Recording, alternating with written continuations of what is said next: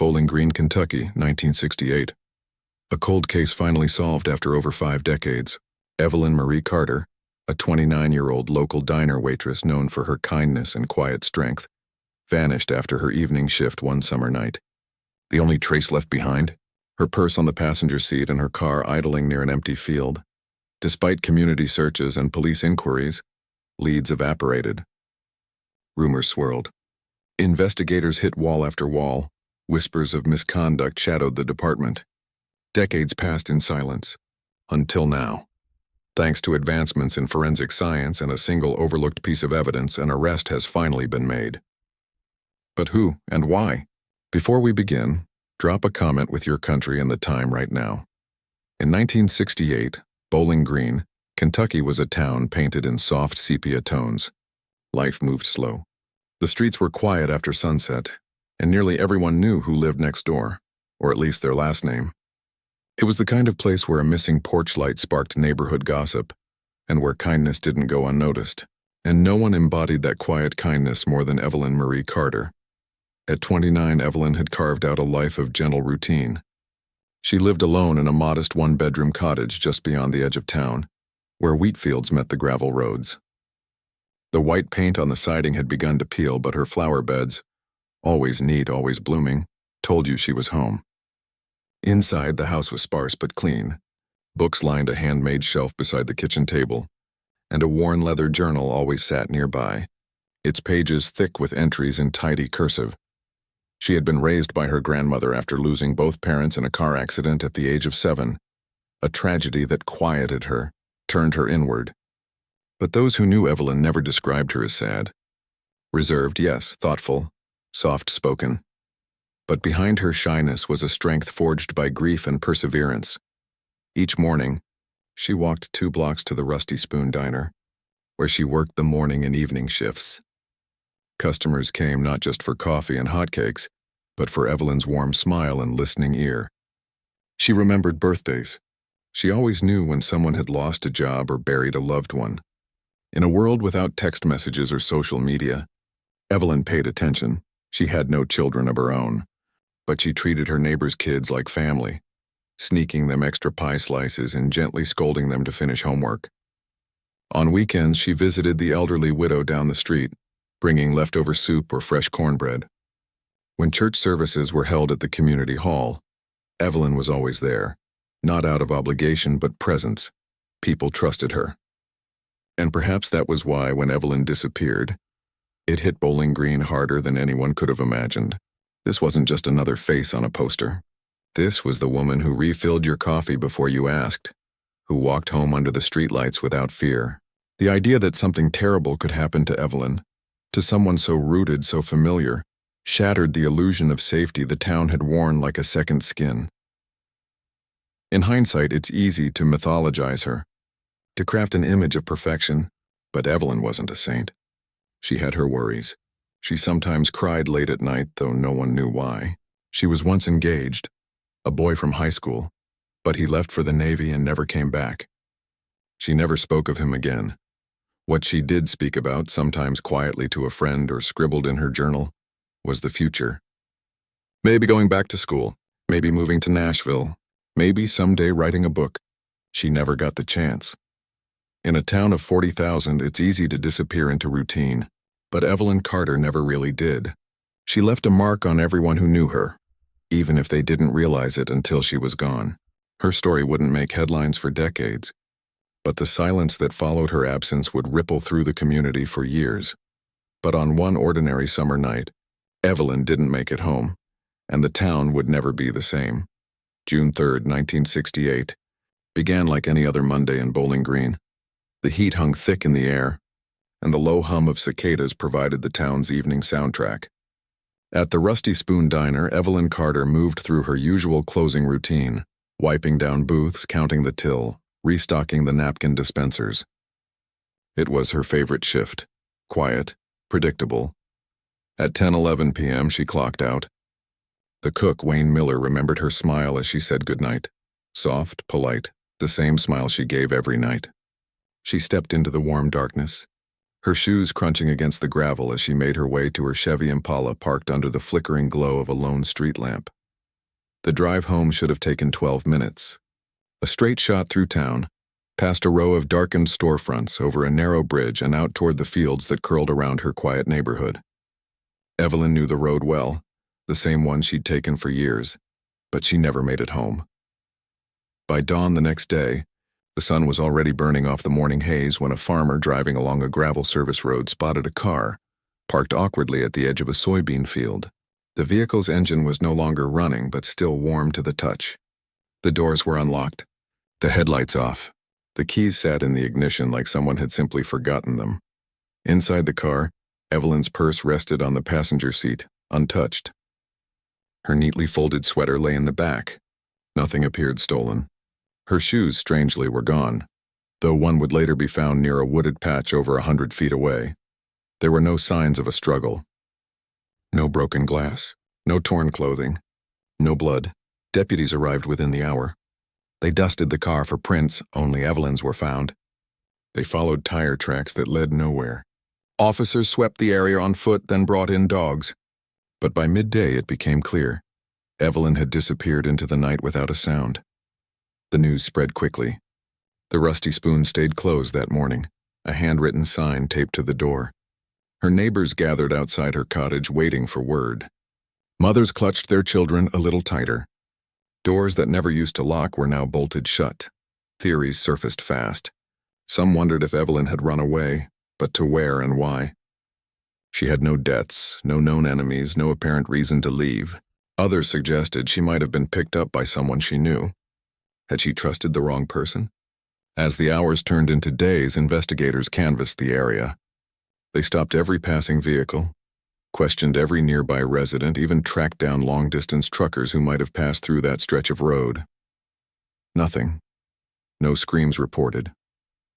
No headlights seen. No suspicious vehicles identified. It was as if she had been plucked from the earth, swallowed whole by the night. But one detail disturbed investigators most: the location.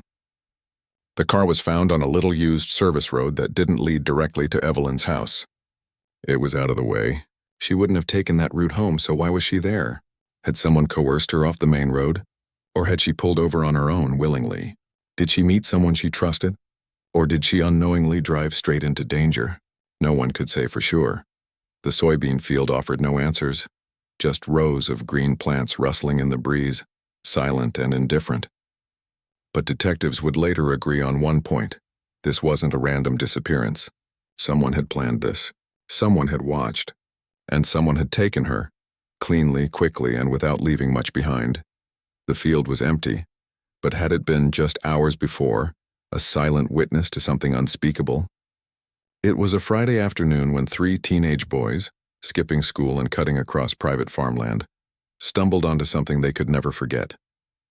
The soybean field, just a half-mile from where Evelyn's car had been found, was thick with summer growth.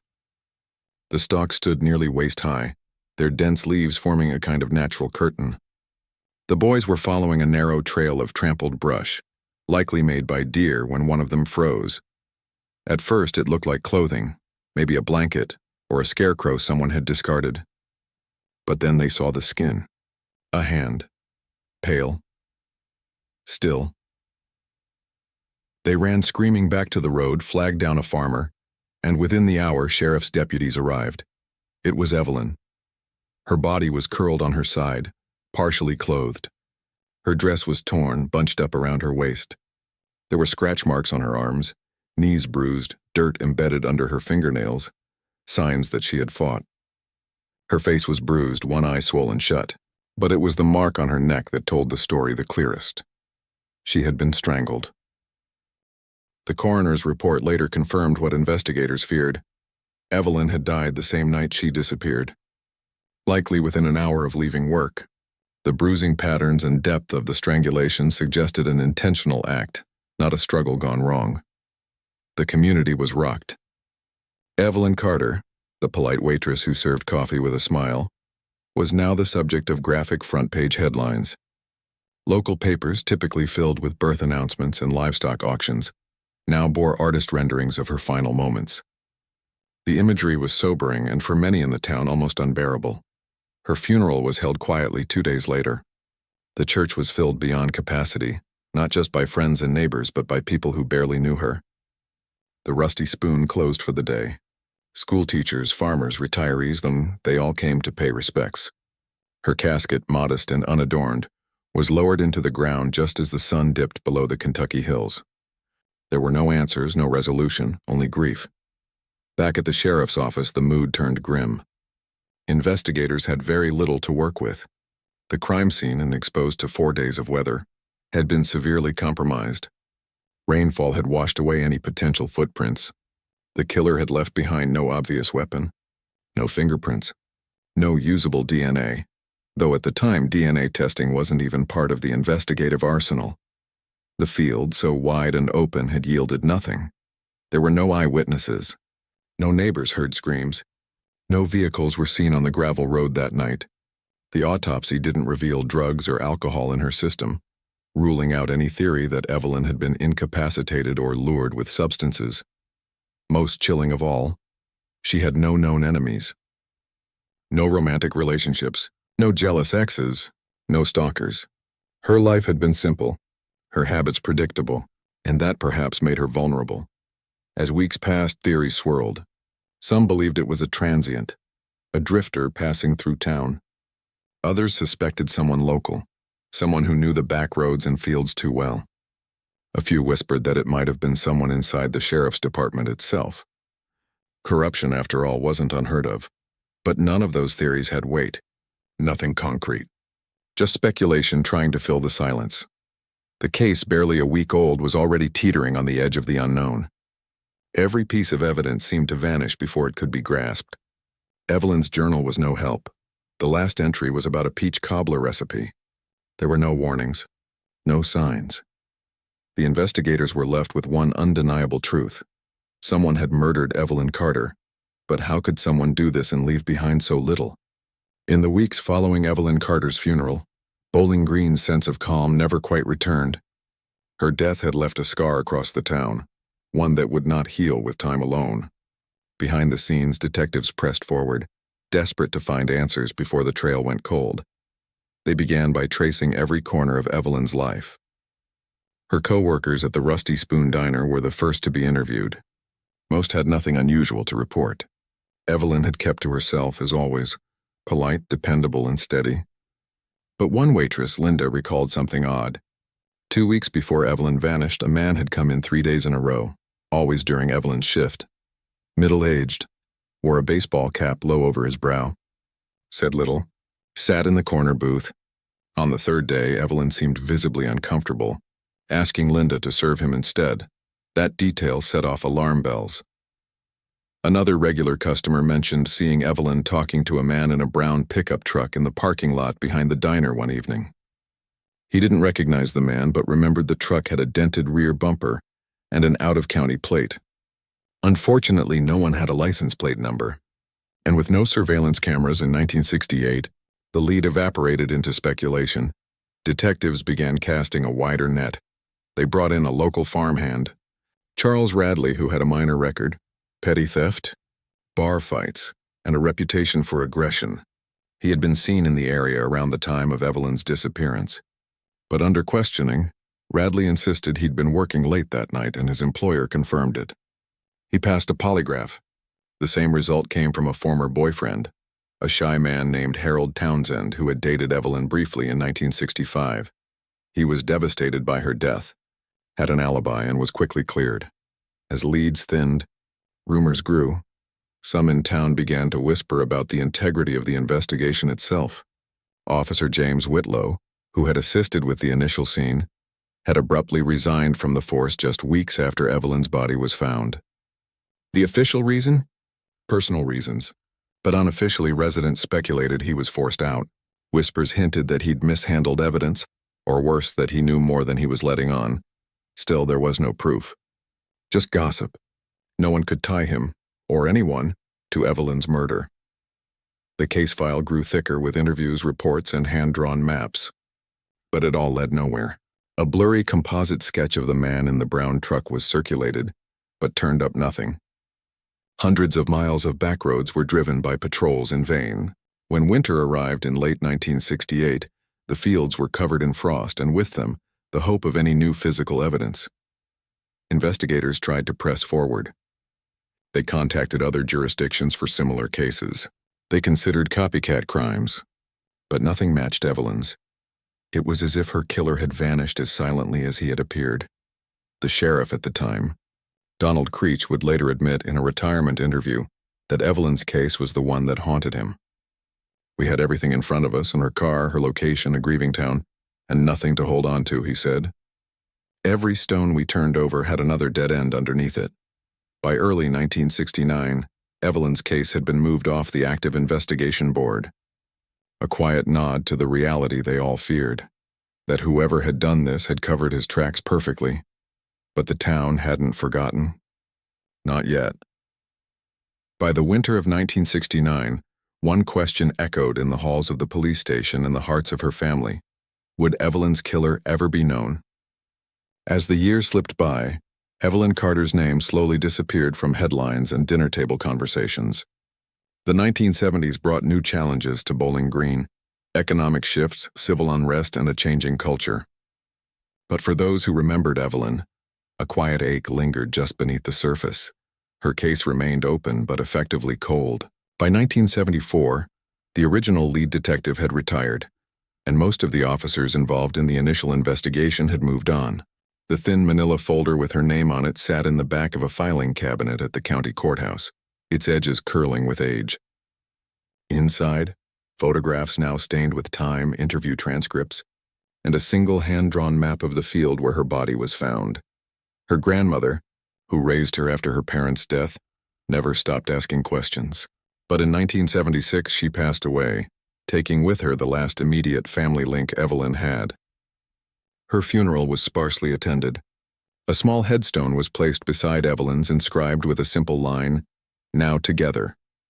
For years after, no flowers were left, no footprints in the dirt, except one set. Each spring, a woman named Darlene Moffett visited the grave. Darlene had gone through a brutal divorce in the mid-1960s, and often said it was Evelyn's support. Quiet conversations, handwritten notes, small meals left on her porch that kept her going. "She was the kind of person who helped you without making you feel weak," Darlene once told a local reporter. How do you forget someone like that? The town itself moved forward. The field where Evelyn's body had been found was bulldozed in the early 1980s, replaced by a strip mall and parking lot. Concrete replaced memory. The exact patch of earth that had once held Evelyn's final moments was now beneath the frozen section of a grocery store. But not everyone forgot. Every June, for nearly 2 decades, a candlelight vigil was held in Evelyn's name. At first, dozens would gather. Friends, neighbors, co-workers, even former detectives. They'd read her favorite hymn, light candles, and tell stories. But over the years, the crowd thinned. By the late 90s, only a few remained. Still, the ritual persisted. Someone always showed up, a single flame in the dark. Back at the Rusty Spoon Diner, and which had remained open under new management, a grainy black-and-white photo of Evelyn still hung behind the register. Most of the newer staff didn't know much about her. Some thought she had died in a car crash, but the older waitresses would quietly tell new hires, "That's Evelyn. She was one of us."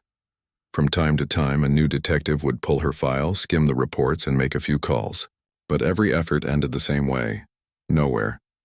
The original evidence had degraded, the field was gone, witnesses had died or forgotten, and science hadn't yet caught up to the demands of cold justice.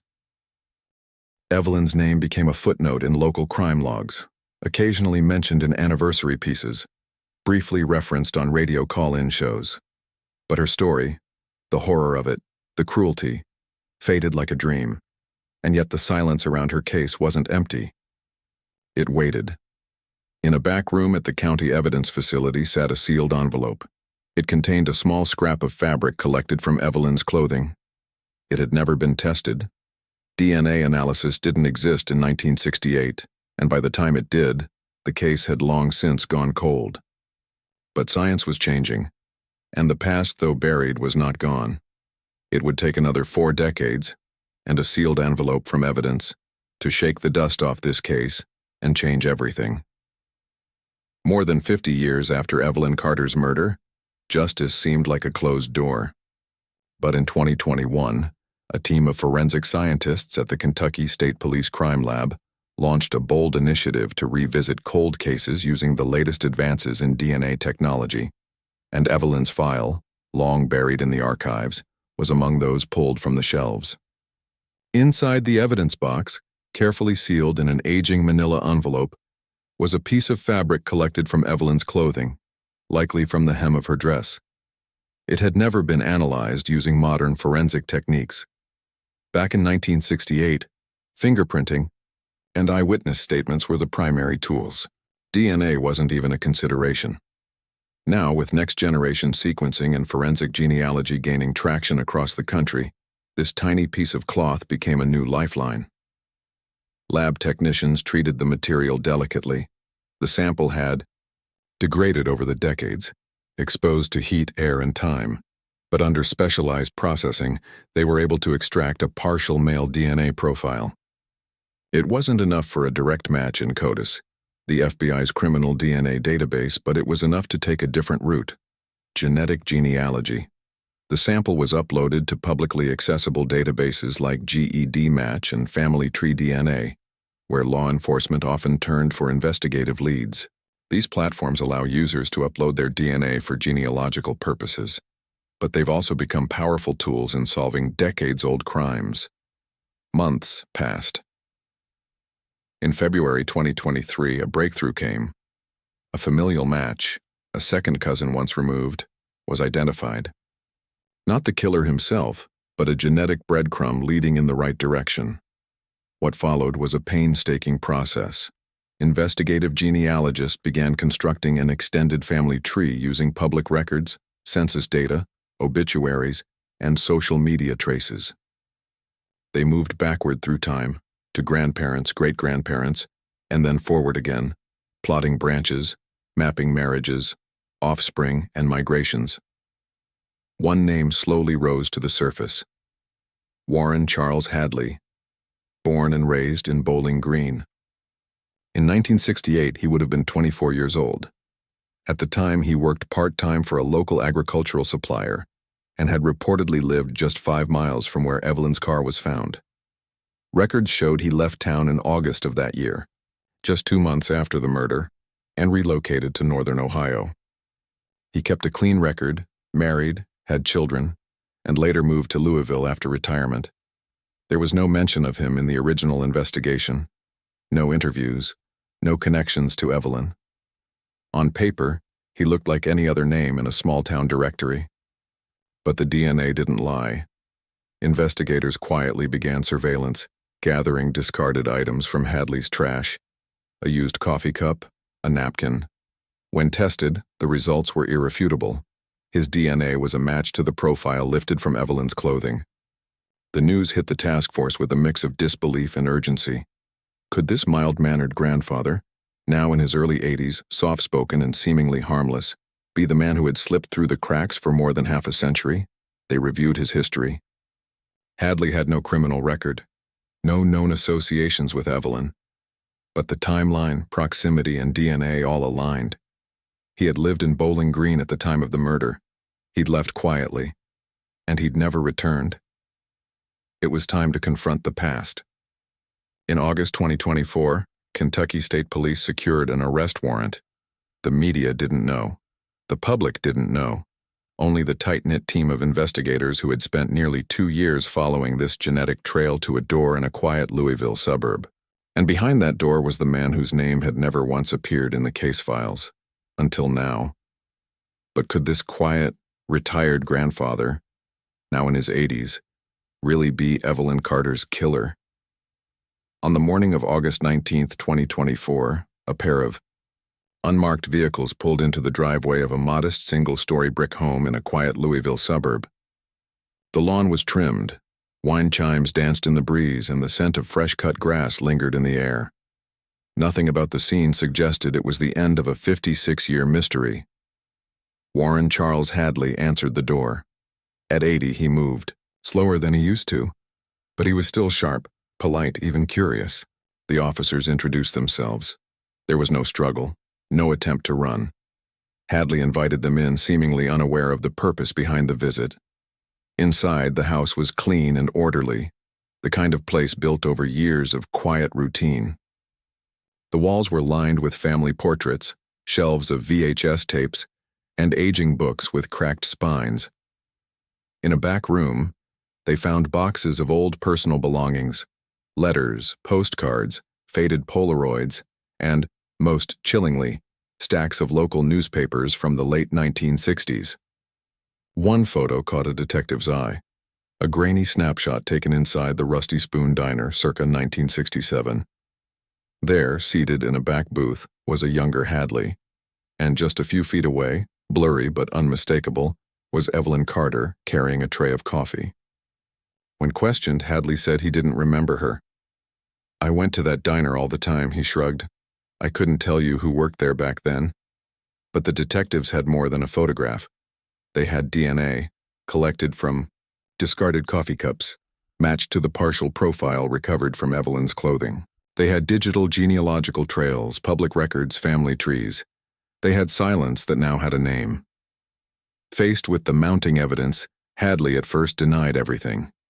He asked for a lawyer. But in the weeks that followed, perhaps wearied, by age perhaps finally ready to speak, his story changed.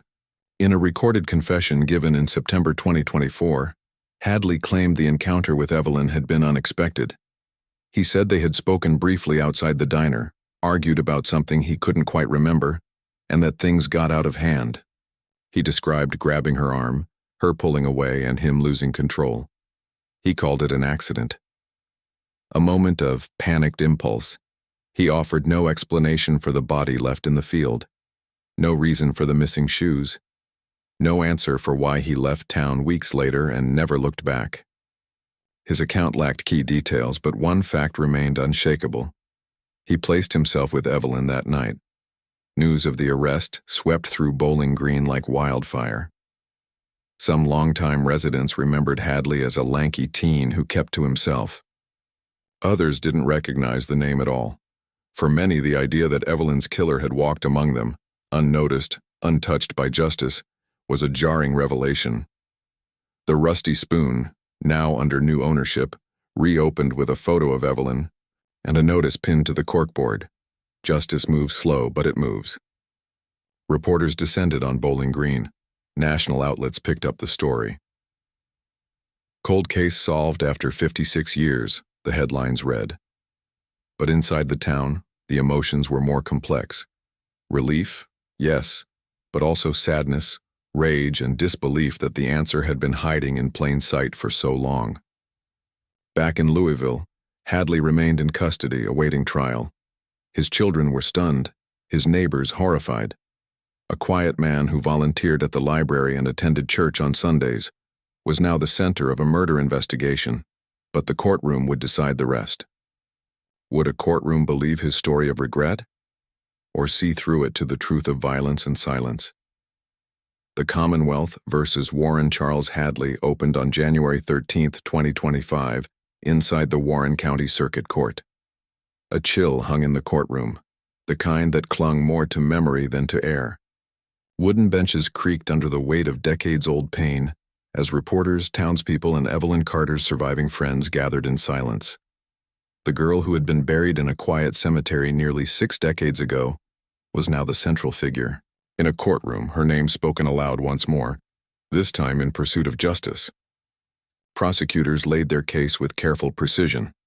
They argued that Evelyn's death was not a tragic accident, as Hadley now claimed, but an act of calculated violence. They pointed to the bruising on her neck and arms, the way her body had been concealed in the field, and the decision to leave town shortly after the murder. They emphasized the decades of silence, no confession, no contact, no remorse, until DNA forced his hand. Hadley's defense painted a different picture. They described an aging man confused by fading memories, gripped by dementia and cognitive decline. His attorneys argued that his confession had been shaped by suggestion, not guilt. They urged the jury to see a frail grandfather, not a cold-blooded killer. "He's spent his life doing good," one attorney said. "He's not a threat. He's a man haunted by something he may not even fully remember. But the science cut through the sentiment. Forensic experts testified that the fabric recovered from Evelyn's clothing contained genetic material linked directly to Hadley.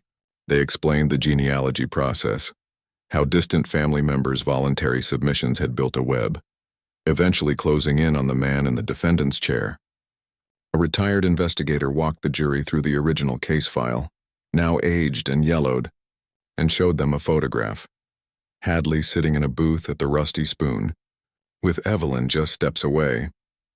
Then came the emotional core of the trial, the testimony of those who remembered Evelyn not as a victim, but as a person. Darlene Moffat, now in her 70s, took the stand with a trembling voice. She spoke of Evelyn's kindness, her quiet strength, and how she had comforted her during a painful divorce. She didn't have to care, Darlene said, voice cracking. But she did, and I've carried that with me for 56 years. A former sheriff's deputy described the agony of never solving the case. We failed her, he admitted, but I never stopped hoping someone would pick up where we left off. The trial lasted just under 2 weeks. Jurors listened intently, rarely looking away. When both sides rested, they deliberated for only 6 hours before returning their verdict. Guilty Warren Hadley was convicted of second-degree murder and sentenced to 25 years in prison. Given his age, it was effectively a life sentence. Gasps echoed through the room as the verdict was read. Evelyn's photo sat on the prosecution table facing the jury, a silent witness to the justice she had waited nearly 6 decades for. But outside the courtroom, the verdict stirred deeper reflections. If this case could be solved after 56 years, how many others remained buried? How many voices like Evelyn's had been silenced with no one left to speak for them? And how many people, like Hadley, had blended into society, wearing the mask of normalcy while hiding terrible truths? Reporters asked these questions in articles and podcasts. Families of other victims contacted the police, asking if their loved ones' files could be reviewed next. Inside Bowling Green, the trial rekindled a determination, a promise to the past. As the gavel fell and Hadley was led away, one question remained: what does justice look like after so long? On a warm afternoon in April 2025, a crowd gathered near the edge of what had once been a quiet soybean field on the outskirts of Bowling Green. It was the same ground where, nearly 57 years earlier, Evelyn Carter's life had come to a brutal end. Now, after decades of silence and shadows, the field stood not as a forgotten patch of land but as sacred ground for memory. A new bronze plaque, embedded in stone, stood near the roadside. It read simply, "In memory of Evelyn Marie Carter, 1939-1968. Justice delayed, never denied. May her story remind us never to stop seeking the truth." Dozens of residents, young and old, joined former detectives, reporters, and family friends for the dedication. Some held candles. Others held hands. There were no speeches from politicians, only the quiet words of Darlene Moffat, who had spoken at Evelyn's trial. "She was a light when I was at my darkest," she said, wiping tears from her cheeks. "Now her light shines through all of us." Across town, a more unexpected tribute had taken shape. The old Rusty Spoon Diner, which had closed in 1993 and sat vacant for years, was recently renovated by a local couple with deep roots in the community. They reopened it in 2025 with a new name, Evelyn's Inside. The booths have been reupholstered, the chrome polished, and the kitchen restored. But the soul of the place remains rooted in remembrance. Along one interior wall, now called the Memory Wall, hang laminated newspaper articles from the original 1968 investigation and the 2024 arrest. Above them, Evelyn's diner apron is framed behind glass, preserved with the tag still pinned, E. Carter Night Shift. Next to it, a copy of her journal entry from the week before she vanished, a recipe for lemon pie and a single line scribbled underneath, "One day at a time." That's all I need. High school students visit the diner on field trips. Local teachers have added Evelyn's case to their criminal justice curriculum. Documentaries have aired nationally. Podcast episodes analyzing the investigation have reached millions of listeners. Evelyn's name, once buried under time, now sits firmly in the public consciousness. Perhaps most importantly, her case sparked something larger. In the wake of the conviction, Kentucky's state legislature passed a bill allocating permanent funding to the Cold Case Justice Task Force, ensuring that more unsolved murders across the state would be revisited with modern forensic tools. A lab in Frankfort now bears her name, the Evelyn M. Carter Cold Case DNA Lab, where retired evidence from across Kentucky is being re-examined by forensic experts. But even beyond policy and headlines, Evelyn's story changed something deeper. It reminded a generation, and the next, that a single life, even one lived quietly, carries immeasurable value. That truth may lie dormant for years, but it does not die. That voices silenced by violence still have the power to echo through time. Evelyn never had children. Never saw the pages of her journal turned into a book. Never got the chance to move to Nashville or start over. But her legacy now lives in ways she could never have imagined.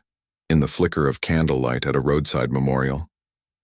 In the clinking of coffee mugs at the diner that bears her name. In the scientists testing old evidence with new hope. In the hearts of strangers who remember her, not just as a victim, but as a symbol. Evelyn Carter never had children, but now, generations carry her story forward. The resolution of Evelyn Marie Carter's case, a 1968 cold case finally solved in 2025, reminds us that justice delayed is not always justice denied. For 56 years, Evelyn's name lingered in Bowling Green's shadows, whispered in candlelight vigils, filed away in boxes, and remembered by only a handful of people who refused to forget. But time, as it turns out, does not silence truth. It only waits for the right voice to speak on its behalf. And that voice came in the form of science, in the whisper of DNA extracted from a forgotten piece of fabric, in the tireless work of forensic genealogists, and in the unwavering belief that the past still matters. The man responsible for Evelyn's death had lived out his life in peace, his crime buried beneath decades of normalcy. He wasn't a stranger. He was part of the fabric of the community, hidden in plain sight.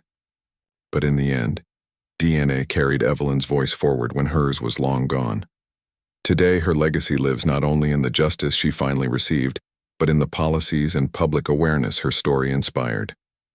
Evelyn is remembered, not just as a victim, but as a catalyst for change.